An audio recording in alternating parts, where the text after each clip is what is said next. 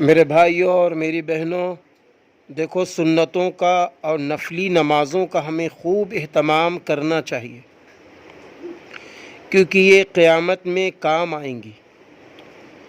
ایک روایت میں ہے کہ حضرت ابو ہریرہ رضی اللہ عنہ فرماتے ہیں، میں نے رسول اللہ صلی اللہ علیہ وسلم کو یہ ارشاد فرماتے ہوئے سنا، قیامت کے دن آدمی کے اعمال میں سب سے پہلے نماز کا حساب کیا جائے گا۔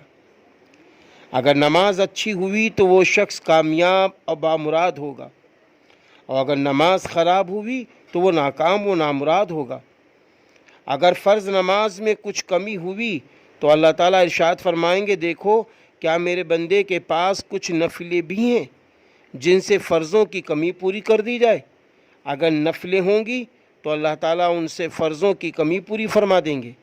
اس کے بعد اسی طرح باقی اعمال، روزہ، زکوٰۃ وغیرہ کا حساب ہوگا، یعنی فرض روزوں کی کمی نفل روزوں سے پوری کی جائے گی، اور فرض زکوٰۃ کی کمی نفلی صدقات سے پوری کی جائے گی۔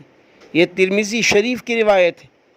تو اس سے ہمیں پتہ چلا کہ ہمیں نفلی روزے بھی رمضان کے بعد کثرت سے رکھنے ہیں، اور زکوٰۃ کے ساتھ ساتھ ہمیں امداد اور صدقات بھی خوب نکالنا ہے، تاکہ اگر کوئی کمی بیشی ہو فرائض میں تو وہ نفلی اعمال کے ذریعے پوری کی جا سکے۔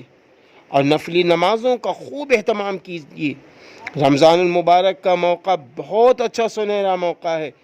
5 وقت کی نمازیں جس میں نفلی نمازیں ہیں، سنت ہیں، ان کا خوب اہتمام کیجیے، پوری نمازیں ادا کیجیے، اور اشراق کی نماز، چاشت کی نماز، اوابین کی نماز اور تہجد کی نماز کا اہتمام بھی کیجیے۔ اللہ راضی۔